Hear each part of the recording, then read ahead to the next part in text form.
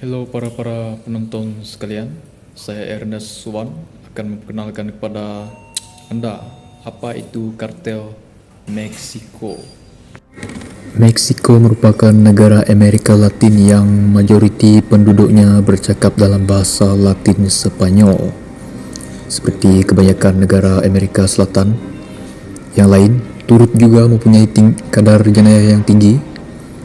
Tetapi daripada kesemua negara Amerika Selatan ni, Amerika Latin, Meksiko mungkin adalah negara yang dengan kadar jenayah yang paling teruk kalau dibandingkan dengan negara-negara Amerika Selatan yang lain. Dalam kebanyakan jenayah yang ada di Meksiko, selain membunuh, keganasan, merompak dan banyak lagi jenis-jenis kesalahan yang tidak bagus, jenayah dalam menjual dadah yang paling teruk dan paling berleluasa di Meksiko, sehingga kan pihak kerajaan pun takut dengan kumpulan-kumpulan samseng dadah di Meksiko ni. Mereka ni sering dipanggil dan mereka ni dikenali sebagai Mexican Cartel. Masalah berkenaan samseng dadah dekat Meksiko ni masih lagi berleluasa sampai sekarang. Jumlah kekayaan yang dimiliki oleh kartel Meksiko ni adalah berbilion-bilion US dollar, menyebabkan mereka mempunyai perbelanjaan yang cukup untuk mendapatkan senjata api yang banyak. Ramai juga ahli-ahli kumpulan kartel ni adalah orang-orang politik yang berkuasa di Meksiko, sehingga mereka boleh saja terlepas daripada tindakan undang-undang walaupun melakukan kesalahan yang berat. Assalamualaikum dan hai, nama saya Daeng binti Abdul Salam. Saya ingin menceritakan sejarah tentang kartel Meksiko. Pada tahun 1980-an, kartel Meksiko mulai muncul sebagai kumpulan jenayah yang terlibat dalam perdagangan dadah. Kartel tersebut beroperasi terutamanya di sepanjang sepadan antara Meksiko dan Amerika Syarikat untuk mengendalikan laluan dadah. Salah satu kartel dadah paling terkenal di Meksiko adalah kartel Guadalajara. Pada tahun 1980-an, kartel ini dipimpin oleh Miguel Angel Felix Gallardo yang dikenali sebagai El Padrino atau The Godfather. Kartel Guadalajara mengendalikan sebahagian besar perdagangan dadah di Meksiko. Pada tahun 1989, Felix Gallardo ditangkap dan dipenjara sehingga kartel berpecah menjadi kumpulan yang lebih kecil dan membentuk kartel baru. Setelah penangkapan Felix Gallardo, muncul beberapa kartel baru yang berperang untuk mengendalikan pasar dadah. Salah satunya adalah El Chapo Guzman. Ini merupakan kartel paling kuat di Meksiko dan memiliki pengaruh yang besar dalam perdagangan dadah internasional. El Chapo menjadi sangat terkenal dan berpengaruh dalam dunia penjenayah, tetapi dia ditangkap pada tahun 2016 dan dikembalikan ke Amerika Syarikat pada tahun 2017. Beberapa tahun kemudian, Meksiko telah menyaksikan peningkatan kekerasan yang ketara seperti kartel dadah yang bersaing untuk menguasai wilayah dan jalur perdagangan dadah. Konflik ini melibatkan serangan kejam, pembunuhan dan rasuah yang melibatkan berbagai elemen masyarakat termasuk kepolisian dan pejabat pemerintah. Halo guys, nama saya Jackie, saya dari Kos SM, ingin menceritakan tentang jenis-jenis kartel yang terdapat di Meksiko. Tunggu sebentar, okey. Perang dadah Meksiko adalah konflik bersenjata yang berterusan di kalangan kartel dadah, di mana ia bersaing antara satu sama lain untuk mengawal dan menguasai sesuatu kawasan. Dalam pada itu juga, organisasi pengedaran dadah telah wujud selama beberapa dekad.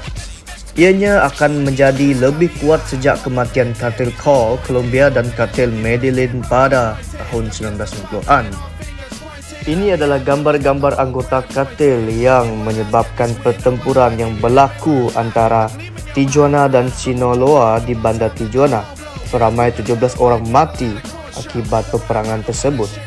Keganasan itu amatlah luas sehingga melimpah ke Amerika Syarikat. Apa yang korang nampak ini adalah peta-peta di mana ianya berlaku di sebuah negara yang bernama Meksiko.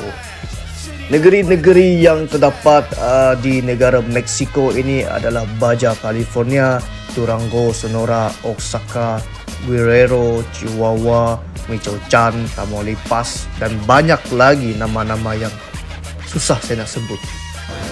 Oke guys, itu saja daripada saya.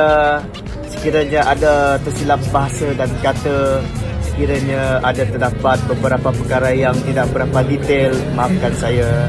Oke, itu saja. Terima kasih. Hai, nama saya Weldon. Saya akan menceritakan apa ceritanya El Chapo. El Chapo ialah salah satu pengedar dada yang terkenal di Meksiko. Dalam pada itu, beliau juga terkenal sebagai sindiket dan kartel dada yang terkenal.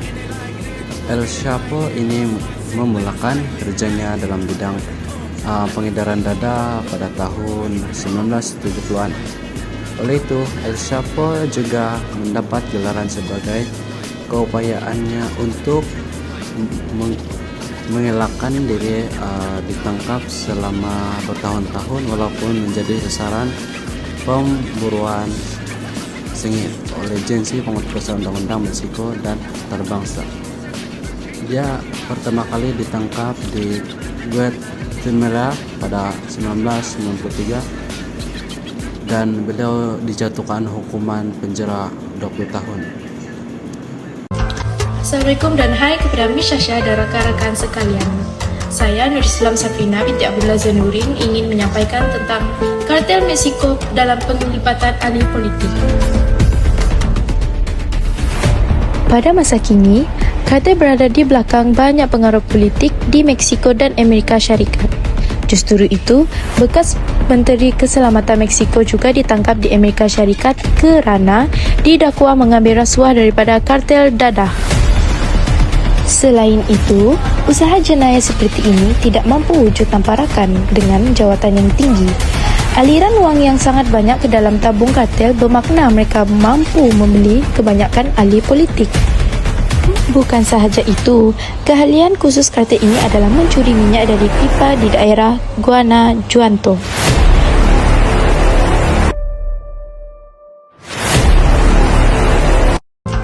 Assalamualaikum dan hai kepada Miss Syasha dan rakan-rakan sekalian. Saya Nur Islam Safina binti Abdullah Zanurin ingin menyampaikan tentang kartel Meksiko dalam penglibatan ahli politik. Pada masa kini, kartel berada di belakang banyak pengaruh politik di Meksiko dan Amerika Syarikat. Justru itu, bekas Menteri Keselamatan Meksiko juga ditangkap di Amerika Syarikat kerana didakwa mengambil rasuah daripada kartel dadah. Selain itu, usaha jenayah seperti ini tidak mampu wujud tanpa rakan dengan jawatan yang tinggi. Aliran wang yang sangat banyak ke dalam tabung kartel bermakna mereka mampu membeli kebanyakan ahli politik. Bukan sahaja itu, keahlian khusus kartel ini adalah mencuri minyak dari pipa di daerah Guanajuato.